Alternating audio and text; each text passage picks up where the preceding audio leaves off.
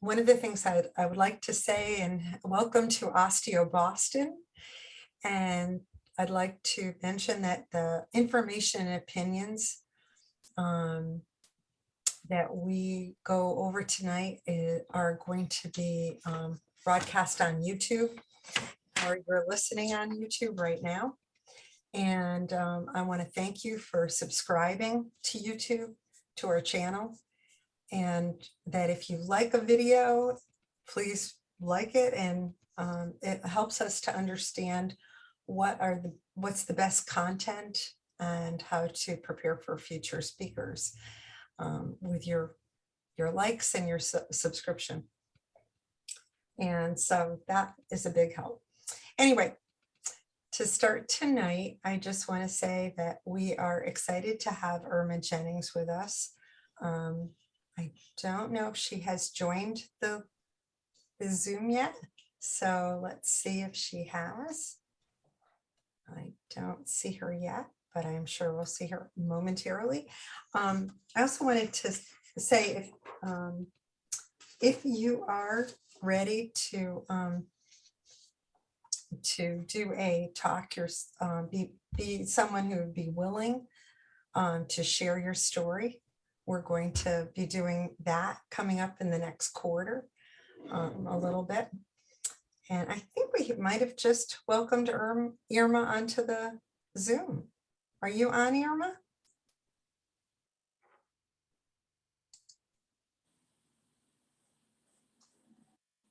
Okay.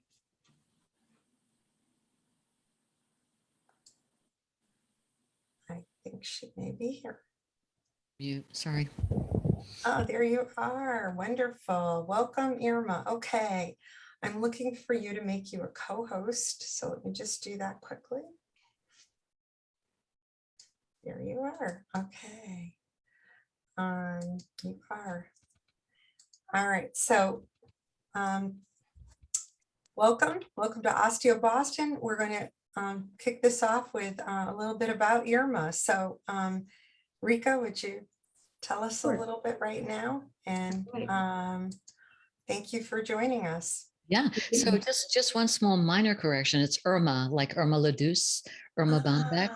Oh, forgive me. That's okay. I thought I read that we were to pronounce it that way. Okay, Irma. Yes. Thank you. Okay. I will correct my pronunciation. So Irma Jennings, INHC, holistic bone coach, cultivated her passion for and earned her certification in integrative nutrition and health from the Institute for Integrative Nutrition in 2003. She continued studies with extraordinary food as medicine teachers around the world in India, Bali, Costa Rica, and Thailand, and fed her insatiable love for the healing qualities of food. Inspired by her diagnosis of osteopenia in 2005, she used food as medicine to make her own bones strong and created Food for Healthy Bones, a company committed to helping others turn a terrifying quality of life threatening condition into the impetus to partner with food for the better. PBS's Stronger Bones, Longer Life with Dr. Lanny Simpson showcased Irma cooking food for healthy bones. So Osteo Boston, please welcome Irma Jennings. Oh, how lovely. Thank you. So here we are. What a lovely group. Should I just dive right into the questions? Here's my thought. I have a bunch of different foods to actually show. Those, I don't know, I'm not in the center screen. I don't know if that's important to switch that up and just saying that I'm on the panel, and that's okay. You are, though, in my screen. In your screen, okay, okay. I never know with Zoom. You're getting recorded. Okay, great, understand, okay. So my intention is to answer the questions, also to show products, because I think that that's what lands the most when people see products and say, oh, okay, I get that. So I want to start with, this is such an important topic. This is something that we do 2, 3, 4 times a day. Pin Irma, Shelley pin Irma, it says. Okay, that would help, wouldn't it? Thank you for that. Okay, now you are. Now do you see yourself? I don't, I see you. I see those beautiful blue eyes. Okay. How about spotlight? We'll spotlight. I just see you there. Okay. Right. All right. So I'm here with my buddy Skelly, the skeleton that lives in us all. And I want to say that food is one of the things that we can control, something that we do 2, 3, 4 times a day. Or if you're an eater like me, I do it 5 or 6 times a day. So being aware of what we're putting into our mouth as far as our bones is easier than it may sound. It's not necessarily so overwhelming. My intention is to show you some of the charts that I've created, because one of the first questions is oxalates. I want to show you the calcium in food, how much calcium is in food, not just dairy, and how we can consume it and how we can prepare it. And also, as I mentioned, I want to show some products. So we'll start with the oxalate question. Oxalates have been studied since the 1930s. It has recently come to the forefront because it blocks calcium. Oxalates block the absorption of calcium. And the question, which was so astute, does blanching greens remove oxalates from dark leafy greens? So let's talk about spinach, because spinach is the Popeye food, right? We'll remember Popeye and making the muscles with eating his spinach. And spinach is one of the higher oxalates, high calcium, but also high oxalates. So you don't get the calcium from the spinach. So what can you do? You could do a number of things. You could go back to the way I used to eat when my mother tried to, I say this with all due respect, poison me, because she used to overcook the vegetables. And we're going back to that with oxalates. We boil it.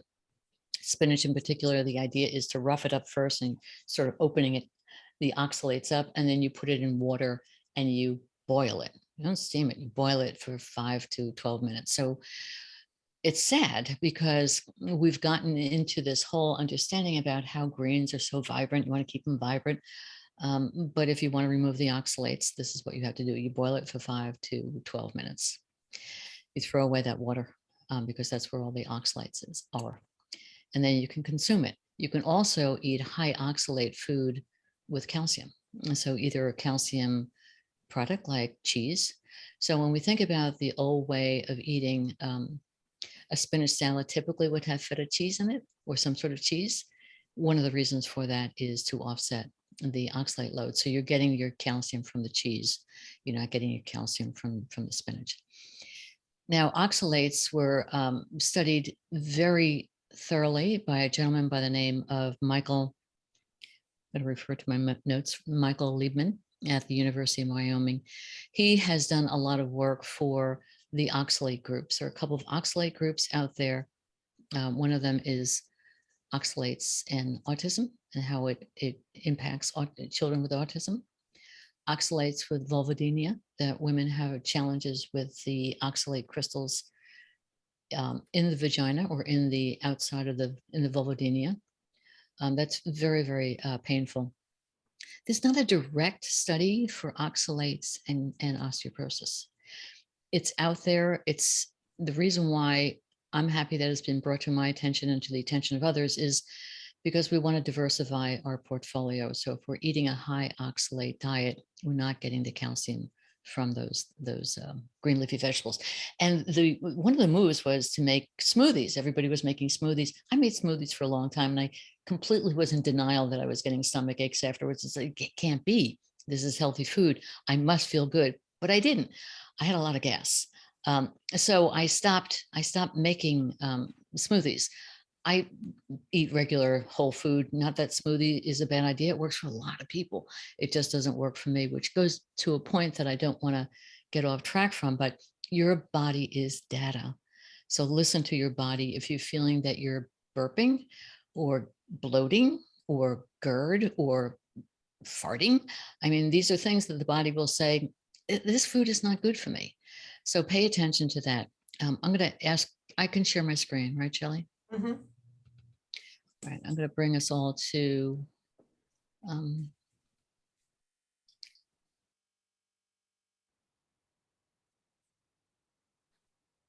nope. All right, so this is a chart that I made with my colleague on calcium and oxalates in food.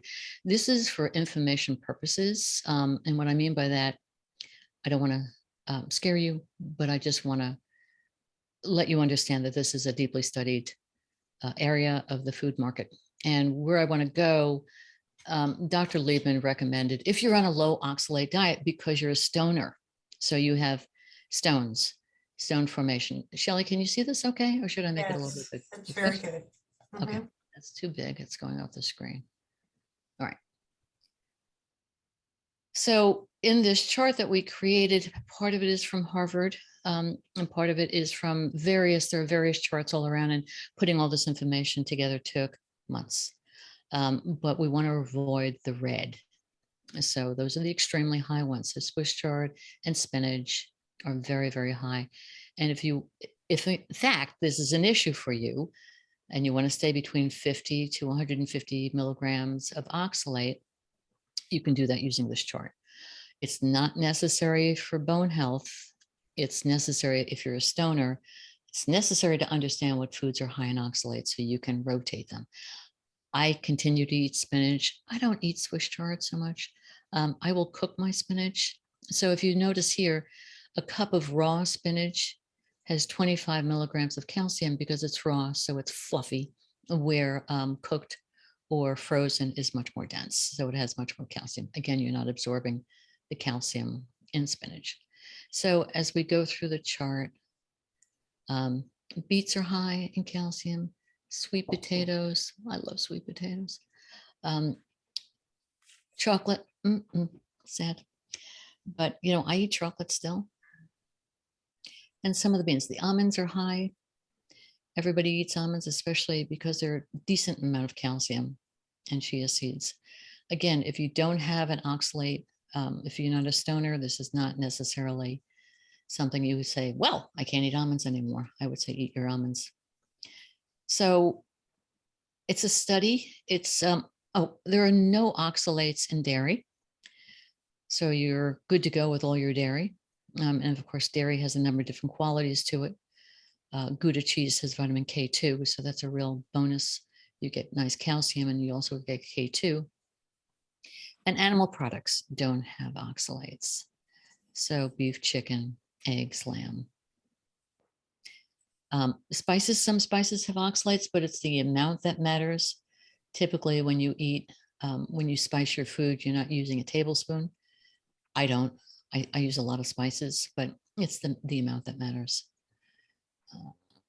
And I just want to come down here. So the fermented foods are all 0 oxalates. I'm going to be talking about the mineral water. So this is just the worst offenders and the safe bets. So if you're going to make better choices, it's pumpkin seeds, watermelon seed, flax, coconut, and various seed oils. And these are the vegetables that are really good to go. So asparagus, romaine, Bib lettuce, iceberg, believe it or not. Bok choy is a great alternative. Cabbage, cauliflower. So you could see that where they want to move you away from the heavy oxalate foods. So that's all I can say about oxalate. I could talk a lot about oxalates, but I don't know that it's a very important topic right now. It's just good to know. Sally Norton is an outspoken speaker on oxalates. So you can Google her and find out more information on oxalate if you want to go deeper into that. But here's the thing.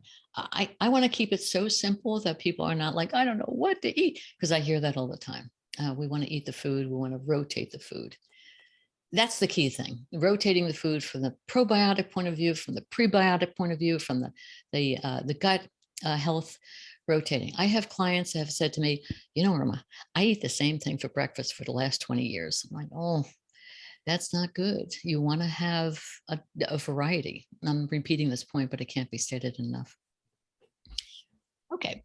And how best and how much calcium is in greens? Do you weigh it raw? Do you weigh it cooked? Use a measuring cup. So I'm going to then switch over to my other chart.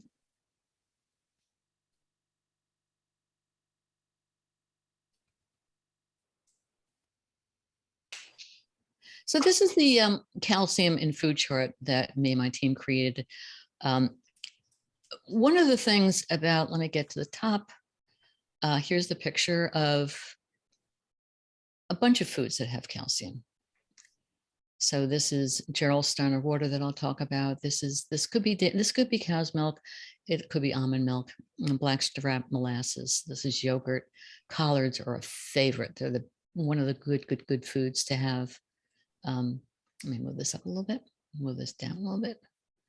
Is this visible? If you can't see it, Shelley, let me know so I No, we could. can see it. Okay. Excellent. And then the beans are good with protein. I highlight Eden, and I'll get back into that in a little while. Eden is a great brand to go to. They are organic, BPA free, and they don't have any of the ugly things that are in canned vegetables or canned beans. I'll get back into that in a second. The quinoa and the lentils, pink salmon is also a good one. It's a good one to go to as far as making a salad and put some salmon on there. There you go. You want it to have the bones because you want to eat the bones, and the sardines and the mackerel. Eggs, almonds. We have tempeh here and Gouda cheese. This is grass-fed cheddar. Figs are really high, good for protein. Prunes are not as high in calcium. I said protein, I meant calcium.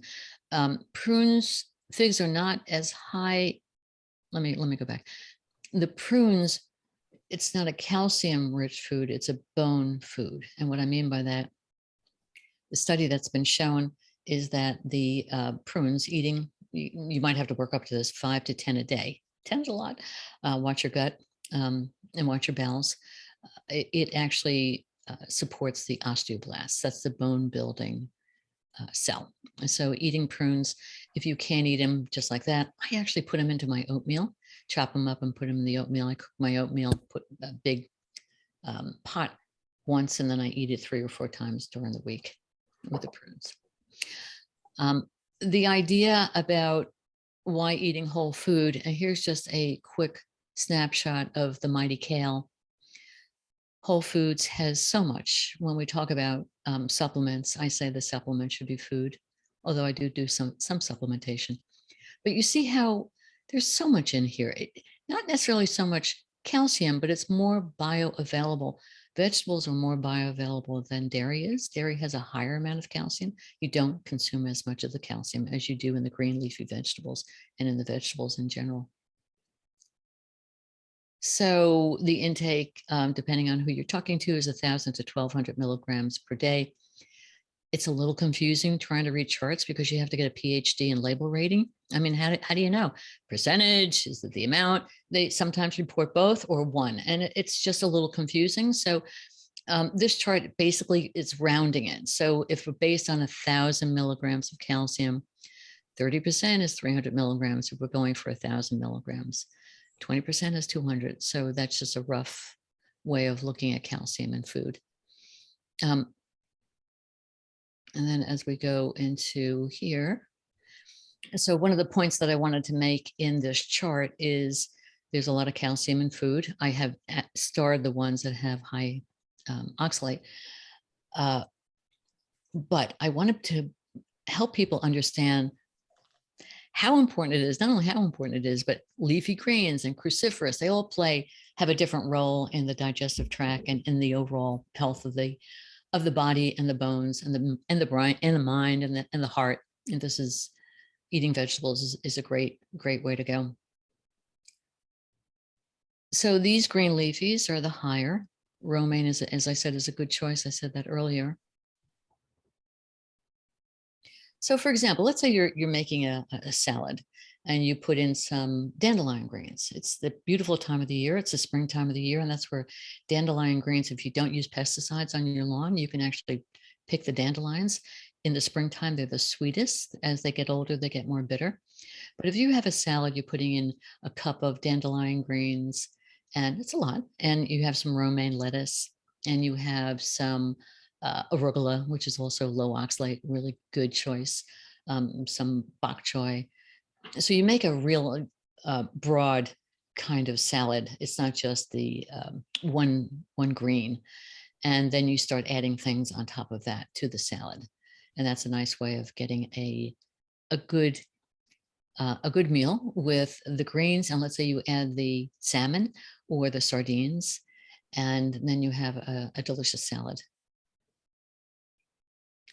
Root vegetables, everything has a little bit of calcium.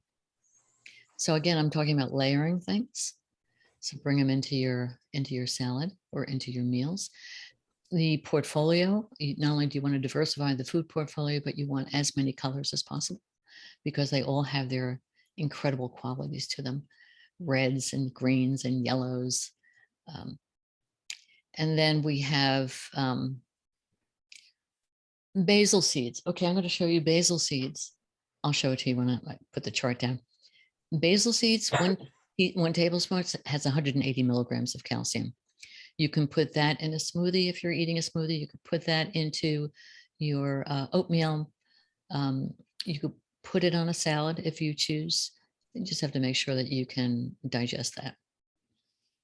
And here are the beans. So just to give you a rough idea, garbanzo beans or chickpeas are a good one. Great idea to make hummus.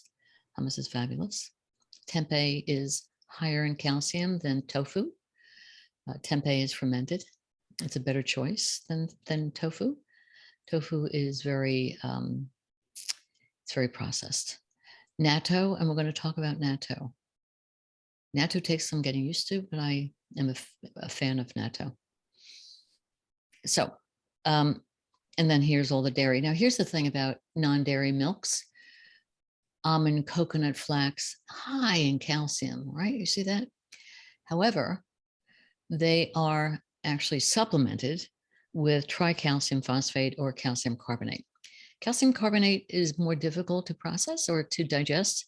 As we get older, we have less acid in our belly. So a calcium citrate is a better choice. There are a couple of other calciums, but that's a better choice than a carbonate as we're older. And the tricalcium phosphate is a less expensive calcium, but it's fortified. So this is fortified with those particular kinds of calcium. Not bad. If it works for you, again, body is data. Do you have a stomach ache after you drink a glass of almond milk? Then you know that's not for you. You could switch it up. Soy is a little bit more difficult to digest, but a lot of people like soy milk. Hemp milk, these are good choices. The cheeses, as I said, the Gouda is a really good one for your vitamin K too. And of course the kefir. 2% milk has more calcium than a whole milk. This Parmigiani Reggiano has a tremendous amount of calcium in a very small little piece, like a little cube.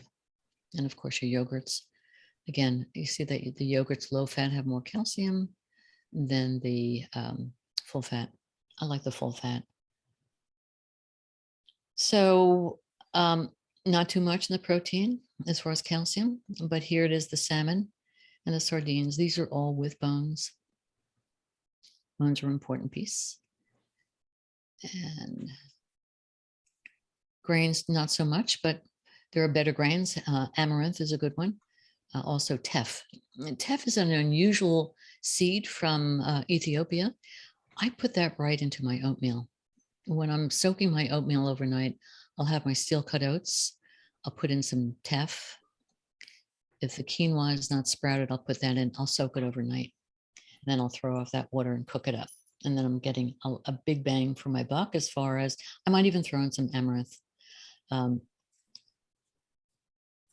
Oatmeal only has 26, excuse me, it's lower, but I'm building. So I'm building with the teff, I'm building with the quinoa, and if I put in amaranth. Amaranth has a different kind of a taste. I like it, you can try it. You could just make amaranth on its own, and it's quite good. And the seaweeds, hijiki has the highest. It takes a little getting used to. Wakame is typically what you find in miso soup in the Japanese restaurants. And then we have the mineral waters, and I'll talk about that a little bit more. But Gerald Steiner has a tremendous amount of calcium and magnesium. And blackstrap molasses, as I pointed out in the image, has a nice so it has 200 milligrams of calcium. You know, it's problematic because I call these companies and I challenge them on their labels. And sometimes it's hard to get the right information, but that's the latest information that I had.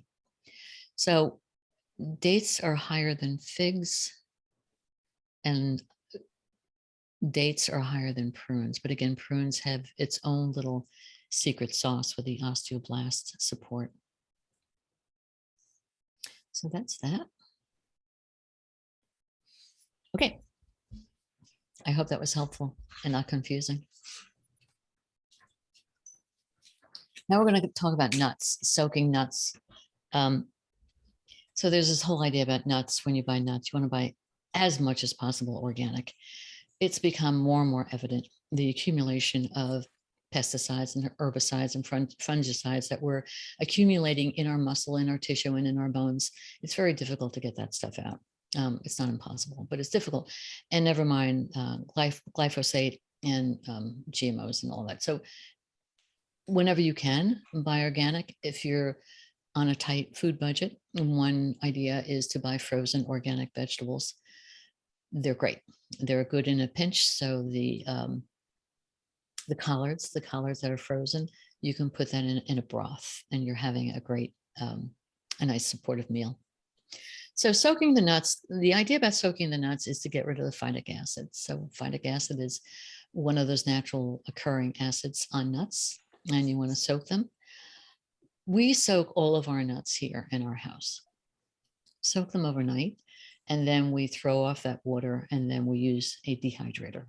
So it dehydrates anywhere depending on the nut. Almonds take a little bit longer, walnuts not so long. The taste is much better, and the phytates are reduced, not necessarily eliminated, they're reduced. And it's better for the digestion. So it's a little bit of work, but I have a workaround around that. I'm going to share my screen again. Let me go here.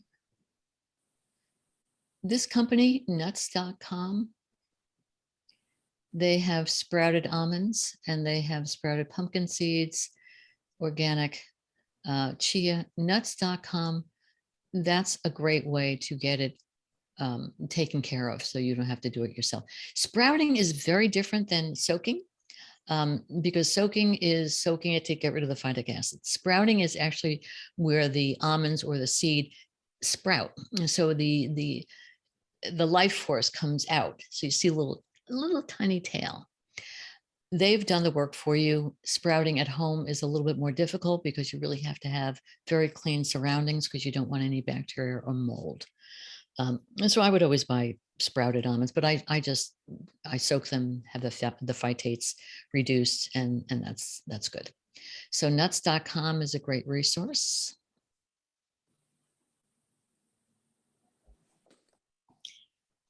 And so the soaking in the nuts.com releases enzyme inhibitors. So that's ultimately the best way to get all the glory from the nuts if you have something that's pre-soaked. Again, I don't do that. The other question was, do I have a good recipe for sardines? And I do. So sardines, here's the recipe that I use in a pinch. I'll take, so the ingredients are sardines, a can of sardines, olive oil, onions, and mustard. So what I do is I open up the can of sardines, I throw away the water. If you get it in oil, that's okay. It's better in water. The reason why I say that is because there's a conversation about them, the oil becoming rancid. I don't know how long these tins sit around. It's always better to have sardines fresh. They're not always readily available, but they actually cook the sardines in the tin. So, there's that. But to do it, you can drain the sardines, and then you thinly slice the onions and caramelize them with a tablespoon of olive oil. And when they get a little brownish, then you put in about a teaspoon of Dijon mustard, organic, preferably. And then you put these sardines in. You can mash it up, and then you could put that on crackers, or you could put it on a salad, that beautiful salad that you make with bok choy and romaine. And you could even put kale in there if you can digest raw kale. Another idea for the sardines is, again, you drain the sardines. And then this is a little lighter. So this is a non-cooking recipe. Quarter cucumber peeled and diced into small little pieces. If it's organic, you don't have to peel it. A tablespoon of lemon juice, a half a tablespoon of mustard, salt and pepper it, and then mash it up and put it on some gluten-free crackers or on the salad or as a side dish. I hope this is helpful. Matcha tea.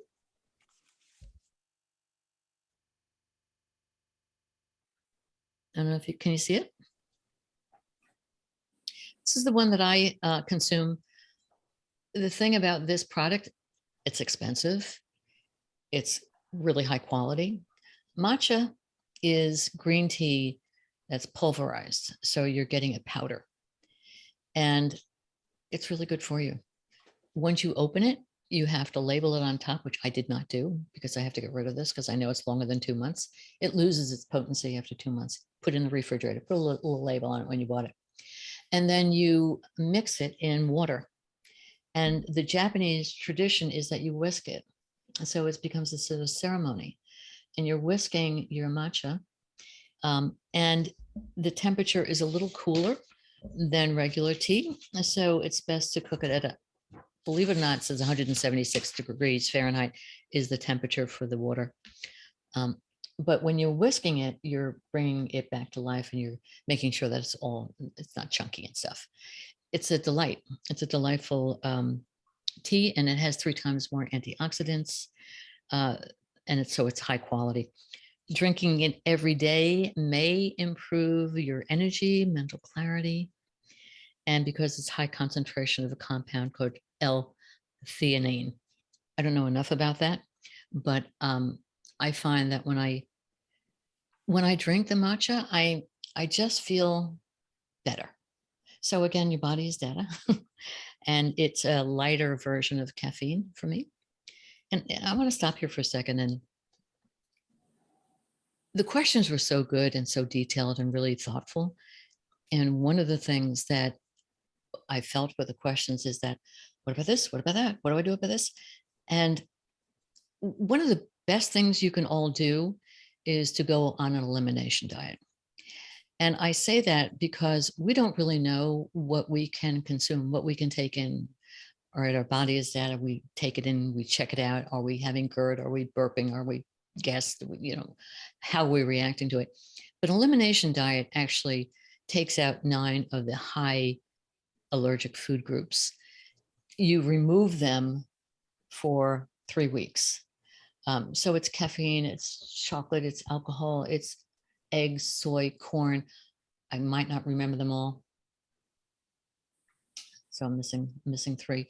I would do it with a guided practitioner who knows about the elimination diet, but it is profoundly revealing. Profoundly revealing. So what it does, eggs, you remove all these 9 allergens or allergic food groups, and then dairy is also one. Then you bombard the system with it. So I'm clean. I don't have any caffeine, no alcohol, no eggs, no cheese, no corn, no soy. And then I'll have a full day of eating cheese. So I'll have the elimination diet baseline, that there's a lot of food that you can eat on the elimination diet. If you're a vegetarian, there are choices that you can eat there. And if you're an animal protein eater, you can eat chicken and lamb and fish, no shellfish. So you bombard your body for 1 day. So let's say I was bringing in cheese. So I would have, I'd have slices of cheese. Maybe I'd have some brie. I'd have some Gouda cheese. I'd have cheddar cheese. And then for lunch, I would have maybe a turkey burger with cheese on it, gluten is one of the things you can't have, so I wouldn't have pizza. But anyway, my point is that your body is really being bombarded. And then for the next 3 days, see how you react. Do you have sinus issues? Do you have headaches, joint pains, runny nose, runny eyes? And then you make a note of it. And it's, as I said, it's very, very revealing. My go-to food was eggs. I would have eggs in the refrigerator, hard-boiled eggs, and I would be so happy because I had a protein on the go. Full protein, really good, high quality eggs. Eggs were my couldn't do it. Runny eyes, runny nose, the whole bit. So I've been off of eggs. Going off of eggs is not so easy because eggs are in many, many foods. But I tell you, it's worth it to me because now I feel so much better. And then the next thing I did was soy. I thought soy is not going to work for me. I don't like soy. I did tempeh. I did soybeans. I did natto, a full load, again, 3 days later. And then I saw that I had no problem with soy. Shocking. So anyway, Elimination Diet, I highly recommend it because it's revealing. It's the first step before you go into the major tests for your gut microbiome or dysbiosis or whatever it is. Those tests are much more expensive. They're important, but this will give you the first level of understanding. So I just wanted to bring that to everyone's attention. I've done it twice, and each time something else is newly revealed to me. Okay.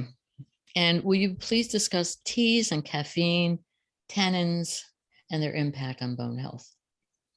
So I'm going to read from here because tannins belong to a group of compounds called phenols, which are found in plants and have antioxidant properties, protecting our bodies from harmful compounds. Tannins can also easily bind with some minerals, such as iron, zinc, and to a lesser extent, calcium, and this can interfere with the absorption. So there's a workaround, which is have your calcium food or your calcium supplement 30 minutes between your tannins, between your tea. And this way it will start absorbing into the body and not interfere because there's a lot of benefits from green tea. So one of the things about caffeine is that it's been so interesting because we are a caffeine driven nation, and you can read so many different articles on caffeine. Is it good? Is it bad? Is it not? Should I drink it? Should I drink it? How do I feel when I drink caffeine? I know that I get, I do this. I have a real rush, and then I have a huge crash, and then I need to have more caffeine. I used to have a career on Wall Street, and it was like everybody stood online for the caffeine right around 3 o'clock, 2 o'clock, 3 o'clock, because everybody was crashing. And then, everybody was like, yeah, let's do some business. But it's problematic for me. It's not problematic for everybody. Getting off of caffeine or coffee in particular, all caffeine during the elimination diet brought on a little bit of headache. So I knew that I had to pace that out over time. But caffeine has some healing qualities to it. It has some good news for bones. But one of the things that we've done is that we're typically measuring our coffee, 8 ounces, a cup of coffee. It's no longer 8 ounces. It's more like 16 ounces. It's a mug. A mug is actually 16 ounces of caffeine. So you're getting a big load of caffeine. So just be aware of that and aware how it is on your body and on your bones. You can't be aware how it is on your body, on your bones, but just take notice how you feel when you're on caffeine. And also take notice what happens if you get off of caffeine. It usually takes a week to 2 weeks to slowly get off of caffeine, and then see how you feel with that. So I know that I was using it as a substitute, as a crutch, and it really wasn't serving me. My blood sugar were way out of whack with coffee.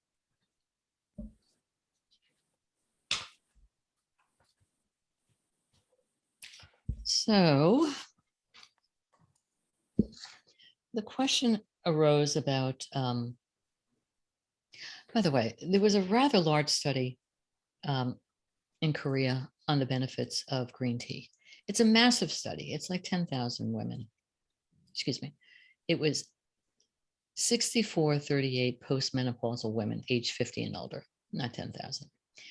And it showed some benefits for green tea. Drinking 1 to 3 cups a day.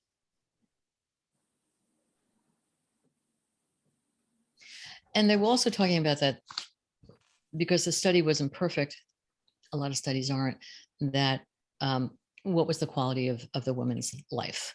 Were they exercising? Were they getting good sleep hygiene to impact? So this is a piece of their consumption of the green tea, but what about their overall health and their bone health? But they did show that it supported bones. So that's a Korean study that is easily found if you want to take a closer look at that.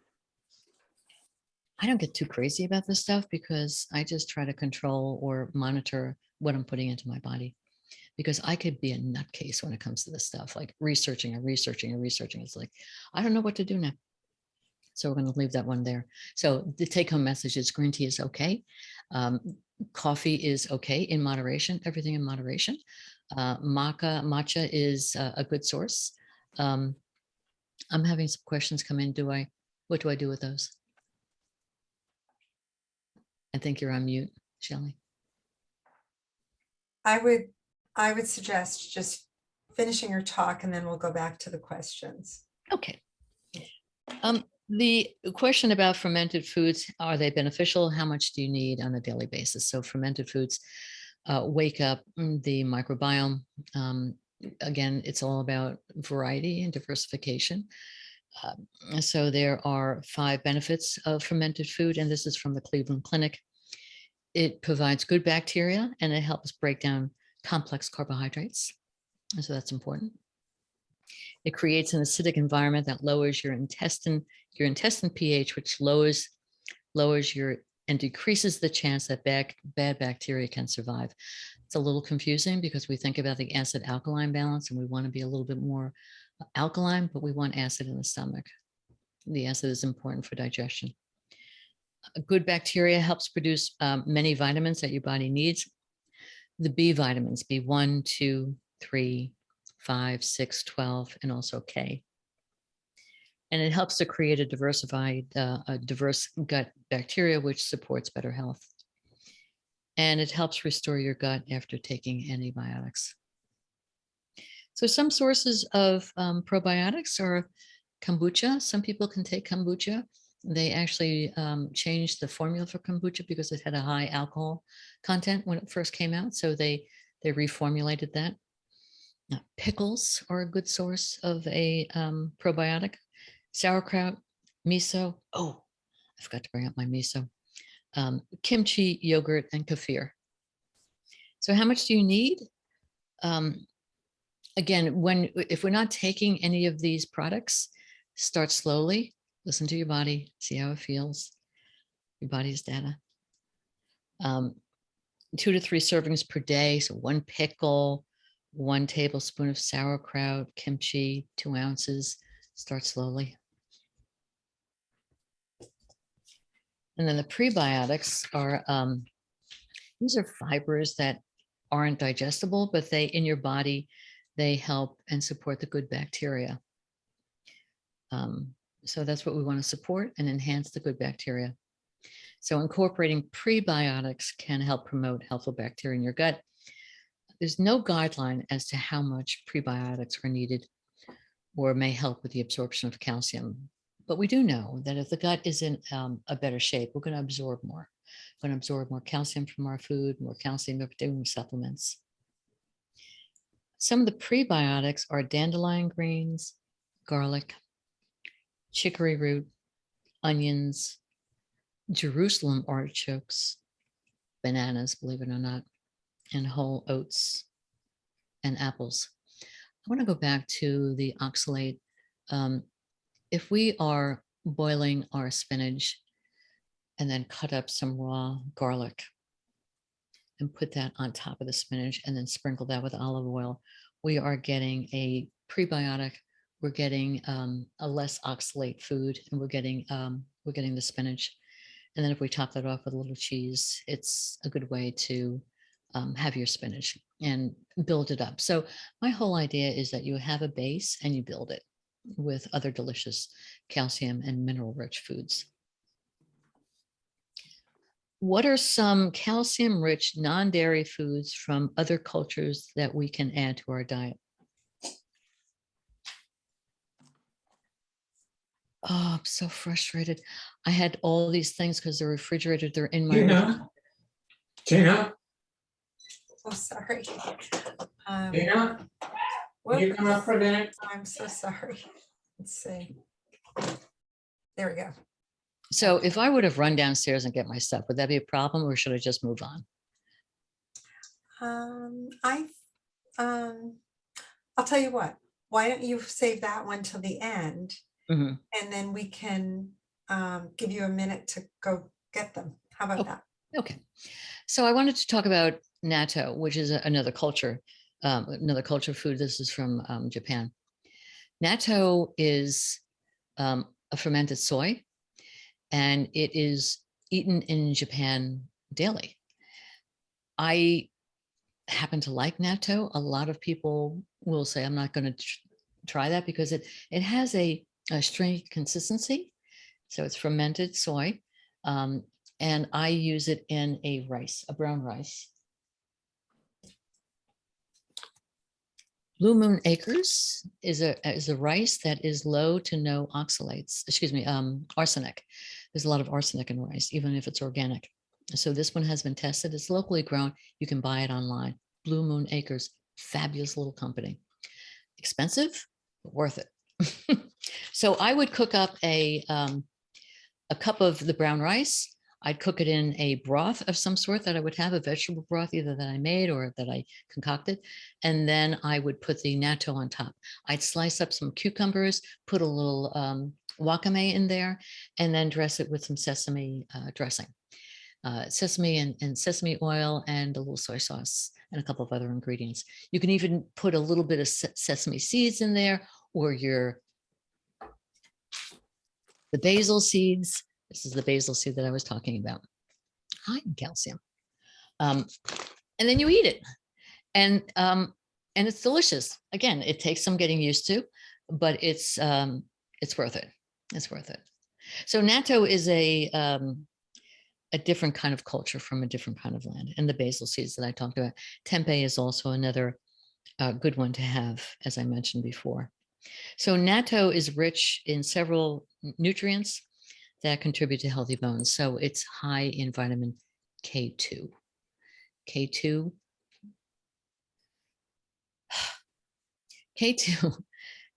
So the K vitamins, it's K1 through 10, and then they have subgroups. So vitamin K2 has MK4 and MK7. A lot of people choose to take those in supplements. The understanding is, and this is a challenging point, it drives the calcium into the bone. I reached out to a professor at Tufts University who has studied K2 all of her career. And I said, so tell me about this. Does vitamin K2 drive the calcium into the bone? She said, it's an urban myth. Now, there is so many studies that it does. I don't know what to say about that. I will tell you this. I take vitamin K2. MK4 and MK7, I do. I take it in small amounts. There's a conversation in the world out there that you should take 45 milligrams of vitamin K2. It's too much at one time, and it really upsets the whole system, the whole internal system. If you're going to take it, you should take it over time, and not a lot. So if you're taking it in a natto, that's fine, because it's food and it will do what it needs to do. I don't know if that was a little challenging. So natto has 22% of the recommended daily intake of calcium, and the main mineral in your bones obviously is calcium. And in addition, natto is one of the rare plant sources of vitamin K2. New York natto is the brand that I buy. It's organic. Soy is one of the highest GMO foods. If you're doing anything with soy, it must be organic. It's really important about that. So then the question was about protein powders. Protein powders, oh boy. I don't use protein powders because it doesn't work for me. However, I've tried a lot of them. And the one that I found was really, really cool is this company, Plant-Based Protein. Is it reversed on your end, Shelley, or you can see it? You can see It's it. good. It's good. So this is a lady who is a real food investigator, and she came up with this product. It's a little expensive, but it's high protein. So it's 20 grams of protein. And that's sort of typical in a protein powder. It has, it doesn't have any calcium. And, but I want to show you this because the real question was, can you show me a protein powder that is, doesn't have toxic minerals? So let me just get it up here. Okay, let me share my screen.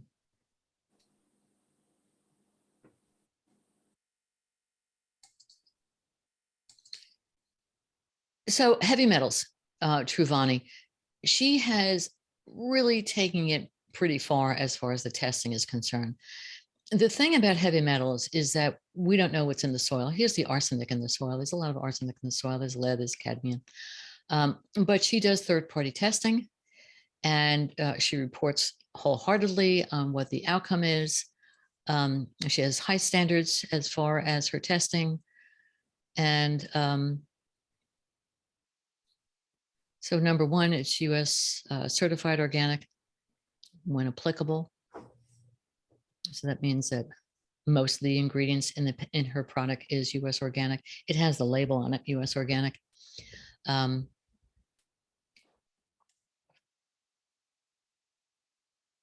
So she was saying that marine collagen, which is another form of collagen. Some people take bovine collagen. Some people don't like bovine because they're vegetarians. So they'll have marine collagen. This is not a protein powder, it's collagen. And probiotic and digestive enzymes are not certifiable according to the USDA. Anyway, this is a product that I would recommend, and also take a look at this site, which is Truvani.com test results to check it out. So the product itself has no dairy, no stevia. I don't like stevia. I don't know if anybody else does it. It's too metallic for me. No gums. I want to talk about gums. No soy, no flow agents, no emulsifiers, no gluten, no GMO, and no weird ingredients. So that's a good one. It does have vanilla, and I think you can get it in chocolate.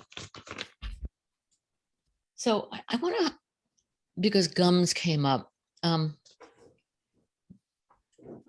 more and more products are coming into the health food stores that are really pretty unhealthy, and you have to read the labels. It's so important to read the labels, because if there's something on the label on these packaged foods that you don't, either you can't pronounce, you don't know what it is, don't buy it. So when I was on the elimination diet and we were nightshades, we were eliminating nightshades. So potatoes were on there, and potato starch is pretty much everywhere in some of the crackers and the cookies and the chips. So read the labels. That's an important piece to know right now. Take your time, read the labels. But there's a woman who wrote this lovely book, Mira Desi, on gums and 5 ingredients to avoid for bone health. And I'd like to emphasize these because it actually blocks the calcium. So the number 1 ingredient to avoid is calcium dioside. I can't pronounce it. DISODIUM. It's an EDTA. So it's in, it preserves food. It's a color preservative. It's a flavor enhancer, and it also has texture to it. But it's a chelator. So if you have ever done any chelation, I have heavy metals, I've done chelation. I've been working on that for a while. I lived in New York City. We had leaded gas in the 70s where I lived. I was breathing it in. I did a lot of third world traveling. I was breathing it in. I have a lot of lead. I have mercury. So I've been going through a chelation process. EDTA was one of the chelators that were trying to take out the heavy metals. So this can be found in calcium, disodium. I think I'm pronouncing that right. Disodium EDTA. This can be found in canned beans and legumes, canned mushrooms, canned potatoes, canned shrimp, clams, crab meat, soft drinks, distilled alcoholic beverages, mayonnaise. Read the labels. Read the labels if it has EDTA You just want to avoid that. Eden products, that product that I had shown you, those are, they don't have the calcium, sodium, EDTA. I call them, the cans are BPA free, as I mentioned, and they pre-soak their beans and they cook them in seaweed to help with the digestion. So that's a great brand, Eden, if you're going to be eating beans out of a can. Phosphoric acid also likes to bind with calcium. So you'll find that in colas, flavored waters, sodas, soft drinks, and some fizzy drinks, fizzy beverages. Read the labels. Gum. Gum is a huge, huge problem. Gar gum. It's an emulsifier and a thickener made of GUAR beans. It's a plant product and it isn't bad by itself, but the problem occurs when it's consumed in high amounts. Ingesting too much gar gum can cause bloating and it can have a negative effect on the bowel health because it pulls water from the gut. We want to make sure that our bowels are moving regularly. That's a really important piece with life in general, especially with bones, because we want things to be moving through. So gar gum can be found in canned soups, certain beverages, cottage cheese, and some ice cream. Sulfites are, they're a preservative and they're found in a variety of foods, and it depletes the body of the B vitamins, which is crucial for bone health. And so that can be found, sulfites can be found in apple cider, baked goods, beer and wine, bottled lemon and lime juice, canned vegetables and condiments. So again, read the labels. And then we have nitrates. Nitrates are typically in bacon, deli meats, ham, hot dogs. And nitrates, they fight off the bacteria growth and help to maintain color, flavor, and texture. And your body converts nitrates into nitrites. So you'll see those words used interchangeably, nitrates and nitrites. Nitrates are naturally occurring in some fruits and vegetables, but in this case, they're counteracted by vitamin C. Nitrates are added to many processed meats. The take-home message is, if you're doing lunch meat, consider letting that go. You cook up a turkey, slice it up, cook a chicken, if in fact you're doing animal protein. But the lunch meats are a no-no. I love bacon, and that was a real hard one for me to give up. Hot dogs, jerky, meat sticks, packaged lunch meats, those are all problematic. So read your labels, avoid gums. Some of the, in fact, some of the protein powders have gums in it. So you want to avoid that stuff. Okay. I want to talk about the whole idea about eating. How do we eat? Because we think that eating is just something we could do on the fly, on the run. What's the big deal? When I lived in New York, I was counting how many multitasking opportunities I saw in one person. And so I saw a mother wheeling a baby carriage, sipping her coffee on the cell phone. So she was clearly multitasking and she's having coffee, but I have seen people on the run eating food. We have decided that lunch hour is it just doesn't exist anymore. And if we have a lunch break, we typically will eat at our desk or do multitask. We'll do emails, we'll just check emails, or we'll make a phone call and we're, chewing it down. So we're doing a tremendous disservice to ourselves. And what eating is a sacred event. It's a single task. So what I tell my clients, and even if they're doing takeout, to take the container, put it into a beautiful dish and set a table, might even light a candle. And before you even consider consuming the food, look at the food. And so you want to open up your senses. You look at the food and say, wow, this looks really good. Or you cook something, it's like, wow, pretty proud of myself. And then you take your fork and you bring it to your mouth. And you're opening up your senses. As you're bringing it closer, you're looking at it and you're smelling it. And then it happens, this magic happens. The enzymes, the saliva in the mouth starts multiplying. The amylase, which is what breaks down the carbohydrates in the mouth, it's like very excited. So then you put it in your mouth, you put the food in your mouth, you put the fork down, close your eyes and you chew until it's liquid, 5, 10, 20 times. And you just notice what happens. So what happens is that when you slow down the process, you're in that rest and digest phase. If you actually sit down at the table and before you even start bringing the food up to your mouth, you take 3 breaths, you're removing that fight or flight scenario. The blood is going from the extremities into the gut where it needs to digest.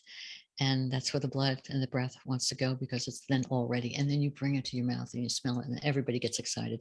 The eyes, the nose, the mouth, the saliva, the enzymes, and they're ready. They're ready to take it on.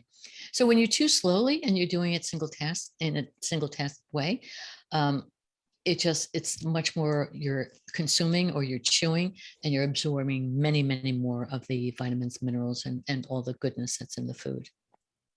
So I want to highlight that point. I think that's it. Read the labels. Mindful eating. I would charge you eat 1 meal a day in a mindful way. It's an important piece in which really it reminds us all how busy we are with our busyness. We're addicted. I'm addicted to busyness. I want to be busy because if I'm not busy, then I'm not functioning, then I'm going blah. I don't know. I have this whole story that I tell myself, which is not true. But slowing down and eating your food is one of the best things that you can do for yourself. So that's it. I'm finished with the questions. Oh, that was wonderful. That was wonderful. Thank you so much. That was so many things, so much education. Oh, yes. I forgot this. Yes. The Gerolsteiner. So this is a mineral water. It's bubbly, and not everybody can drink bubbly water. This bottle itself. Now, here's something. I called this company. They're in Germany. I didn't call them. I emailed them, and I said, "So you're saying that in a liter, the liter has X amount of calcium and magnesium, but this isn't a liter bottle. This is 750 milligrams. So why don't you do it the right way and say how much milligrams of calcium magnesium is in the bottle?" And they changed the label. I was thrilled. So anyway, this bottle has 260 milligrams of calcium, 20%. Also has magnesium. And it's a wonderful, wonderful water. So mineral waters are a great source of calcium. So there are a couple of other mineral waters out there, but I particularly like this one. It has a different taste. It's a little stronger in like a sodium kind of a taste, but I really like it. Okay. Thank you. Thank you so much, Irma. And, I just want to say you had so many wonderful points beyond what I even imagined. This was just fabulous. And I wonder if you would be willing at this point to address some of the questions. How did you, do you have time for that? Let's see if I could do that, because okay. I will tell you that to answer the questions, it took hours and hours and hours of research. I know. So some of these questions might not be able to answer, but let's see. I'll go to the top. Okay. Let's see. The first question, when you discuss the mineral water, is it calcium citrate or calcium carbonate? Where in the mineral water? Yes. It's a combination of different kinds of calcium. It actually comes through the rocks, and they have a number of different calciums. I have a blog post on it for the exact kinds of calcium. It could be some carbonate. Okay. All right. And then someone asked, matcha tea could be high in tannins. And does the tannins affect the calcium absorption? Well, as I mentioned, it does. And so if it's high in tannins, which it is a green tea, it's a condensed green tea because it's the leaf itself and it's powdered. So then you would have your calcium food or calcium supplement after your matcha tea or your green tea. I see. So that would be the better order to have it in the tea and then to have a supplement. Wait 30 minutes. Right. It's 30. Okay. Wait 30 minutes, give some time to it so it can be digested. Okay. It's like when you take Fosamax. I mean, I know we're going off topic here, but you have to wait. before you eat food. You don't want to take your Fosmax with calcium food. You want to take it with a protein, and you want to wait half an hour. I mean, some of these things do take time for the systems to absorb. Yes, because we had listened to this other, I think it was actually from New York, Payal Sani, and she had mentioned to us that if we're taking calcium, that we should wait 4 hours before we have more calcium, so that because your body will only absorb up to 500 milligrams Right, at a time. Right, 500 at a time. Right. Yeah. Okay, let me get back to a question. So let's see. Someone asked, how often should you avoid green tea because of the oxalates? Well, again, I brought that up because it was a question that was presented. Mhm. I don't really get terribly involved with the oxalate conversation. I did that chart that took months to do and did a lot of research on it.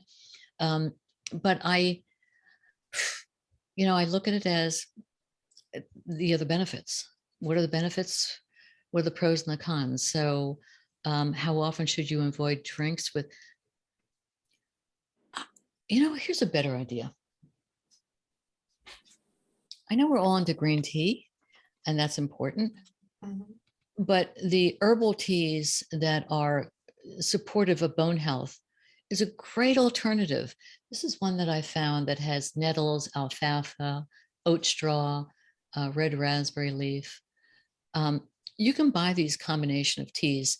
And what I do, and I didn't mention this before, is I'll make a tea infusion. I will take a red clover. So these are dried herbs, and a handful of red clover, and I'll put it in a quart jar, a ball quart jar, fill it up with water, leave that on the counter overnight. It's infusing, strain it in the morning, and then I'll drink that and put the rest in the refrigerator. So these nettles and oat straw and horsetail, these are wonderful bone supportive ingredients. In fact, one of the supplements that I do take is Osteo Herb, and that has stinging nettles, alfalfa, dandelion leaf, horsetail, oat straw, and the black pepper to bring it all in. But that's in a supplement form. You can drink it. You can make these teas.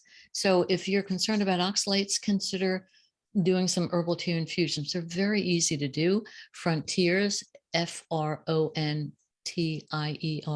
has a wonderful line of herbs, and also Mountain Rose, where you can buy them and make your own blend of nettles or oat straw, or have them individually. So that's another alternative if you're concerned about oxalates. Okay, that's great. I think we asked a lot of oxalate questions. So let's go to something else for a minute. If someone wanted to get as much vitamin K2 as they could from the Natto, how much should they eat? The Natto, first of all, you have to work up to it. The Natto, I have that here.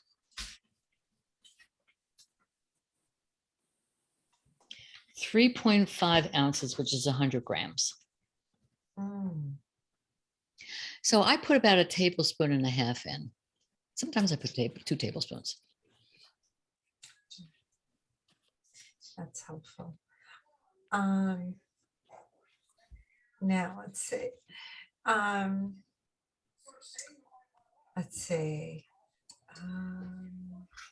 think I got everything.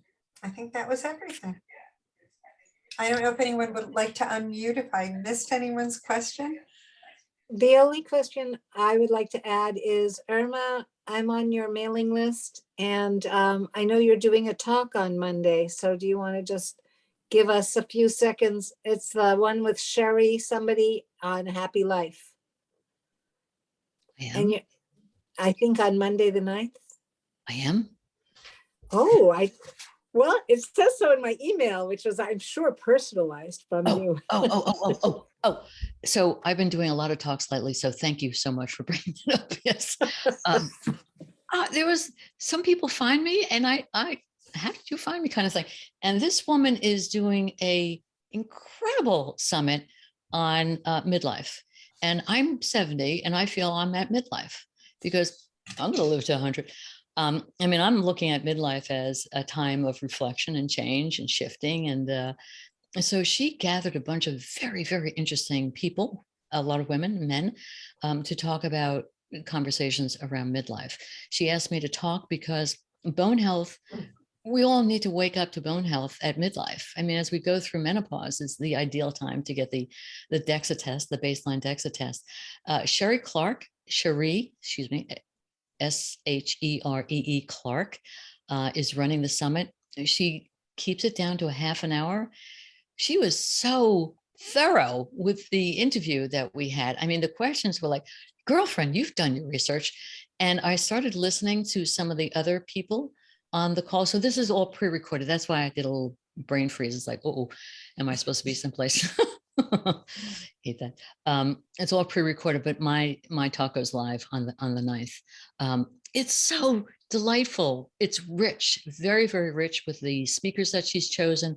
Some therapists, authors who are talking about relationship, mothers and daughters. And I don't know, it's just, I'm so thrilled to be part of it. And I'm thrilled to hear all some of the speakers in the summit. So thank you for bringing that up. Whoever mentioned that, thank you. Thank you. That is so great. You are extraordinary. What an incredible amount of research you have done. And you are certainly a tribute to the field. My goodness. Thank you for sharing so much and in such a caring way. Aww. And bringing up so many aspects of health, not just pertaining to osteoporosis, but the total individual's health based on many things, especially the part about the elimination diet. There are just so many tidbits that you've shared, agreeing with your own chemistry and understanding that. We really, really need to do those things, and just fabulous. So I just want to say one other thing in closing. When I had my diagnosis in my 50s, I knew that I had to change a lot in my life. And I don't mind change. I do it with kicking and screaming a little bit, but I was living in New York City. I was wrapping up my career. I was in a marriage that it just wasn't good. It needed to be over. So I needed to move out of New York City. I needed to get divorced because basically there was so much stress coming into my life that I wasn't controlling the stress. And so it was a wake-up call. It's a wake-up call that with a diagnosis, often diagnoses are wake-up calls for change, whether or not it's changing the food. I'm not saying everybody should get divorced when they get osteoporosis or osteopenia, but it was an opportunity to see, like, what am I eating? What is not working for me? Am I working out? Am I enjoying my life? How much joy do I have in each day? So I just wanted to bring that point up, that this is not a diagnosis. It can be a blessing. It's hard to imagine, but it can be a blessing. So thank you. Can I ask a question? Yes, Can I've been hear looking me? at you all night. Yes. I've been, I know about calcium, D, magnesium, but I read all the time about selenium, boron, other things. And I wonder what you have to say about all the other minerals that's important to get. So that's a really, really good question. We need 20 vitamins, minerals, protein, fats. We need a portfolio. That's why when I was showing the kale portfolio or the profile, how much you get with whole foods. So I'm in the midst of creating a very long, I don't know how I'm going to do this. If anybody knows how to do spreadsheets really well, but what I was going to do is have all the 20 vitamins and minerals, proteins and fats, and then have all the foods and how much is in each. So people at a glance can say, I am feeding my bones well, because we focus on calcium, we focus on magnesium and D and K, but we need it all. We need good, wholesome food. How soon will you have that ready? Well, as soon as you come over and help me work it out, I'll have it ready. Okay. Yeah, the other charts took months. This is a very big project. That's quite a project. Yeah, I think it would be beneficial for everyone because food is so important. Feeding our bodies, but feeding our farmers. Our farmers, oh my gosh, this is what matters the most to me, because the organic farmers are a lot of women, a lot of young people that are getting in the field. Such hard work. Where I live in Bucks County, it's a breadbasket. We have so many wonderful farms here. I see the way they work. It's so hard. It's not, they do it out of love of the food, love of the land, and then we get to consume that. This is great stuff. You know, someone asked a personal question, just to sum this up. Have you seen any changes, positive changes in your own bone density? I have, so it's challenging because my bones were osteopenic in my 50s, and they're still there. So no loss is a gain. We lose 0.5 to 1% of bone a year.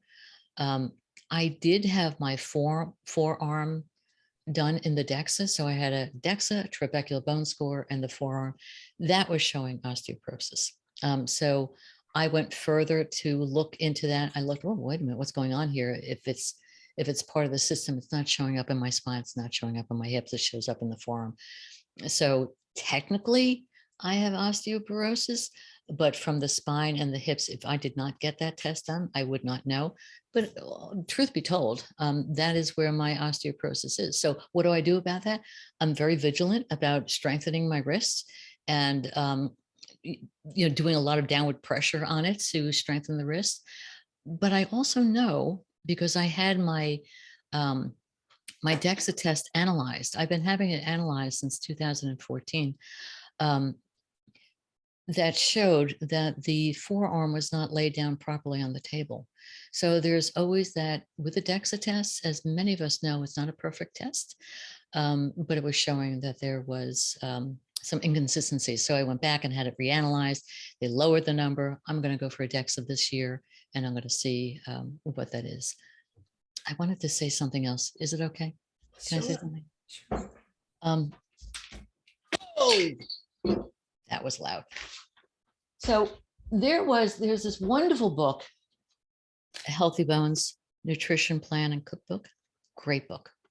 But not everything is perfect. And one of the things in there is this vinegar, calcium-rich vinegar.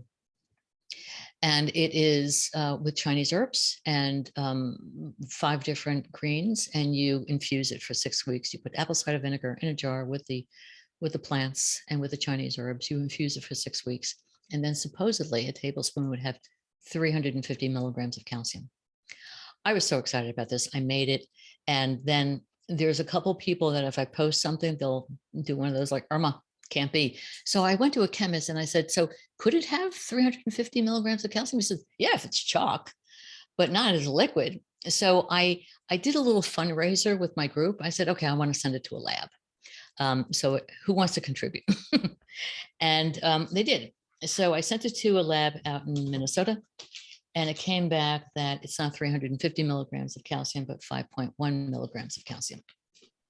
So we have to be careful of the latest, like, oh my God, I got the recipe, this pill, this supplement. You need to do the research. You need to understand. It's hard. It's hard work. It takes somebody who is like anal and wants to really dive into the conversation. And I went back to the author and I said, we have a problem here. And she said, well, and this is true to a certain degree. When you harvest food, harvest greens, it depends on what time that you're harvesting. Depends on the quality of the soil. So when we look at my chart, my calcium food chart, which is based on the USDA, it's not consistent. I mean, so organic or not organic, regular conventional greens will have the same amount of calcium, depending on when they're harvested, depending on the sun, depending on where they are, they have the same amount of calcium, but they'll also have the fungicide and the pesticides and blah, blah, blah, which we don't want. But what I'm saying is that it's very difficult to get consistency. But something like that goes from 350 milligrams of calcium, because I wanted to market this. I wanted to call them up and say, hey, let's go into business. This is incredible. You could put it on salads. You could put it in soup. You could just take a tablespoon. This is great. But it's not. It's not. So all I'm saying is that we do the best that we can based on what we know. It takes a tremendous amount of research to get to the answers of these things. But it's a fascinating study. Food is the first thing. It's our first step solution when it comes to our health and for our bones. So I'm getting a little cooked up here. So I think I'll say goodnight. I like that. You're getting cooked up. So can I tell Anyway. them about my website? Can I do that? Or are you going to do that in the show notes? Oh, no, please go ahead. So I have, my website is Food for Healthy Bones, and it's food for the number 4 healthybones.com, or you could put my name in irmajennings.com and it'll bring you to my website. And there I have a free gift, which is 30 essential foods for bone health. And I break them up into the 5 categories: magnesium, potassium, calcium, protein. There's another one, but it's a nice little chart that you could print up and you can have. So I welcome you, and then that will bring you into my community, and then you'll get my newsletters. So thank you. Great. Thank you. Thank Okay. you. Thank you. Thank you. Thank We you. are Thank here. you. Why don't we give a round of applause when you can unmute so you can applaud. This was fabulous. So thank Really you. appreciate you. Thank you, and Chitra for bringing this forward. She's just an exquisite student of her bones. Can't Yes. say enough about that. Okay. And you are an excellent teacher. Thank you.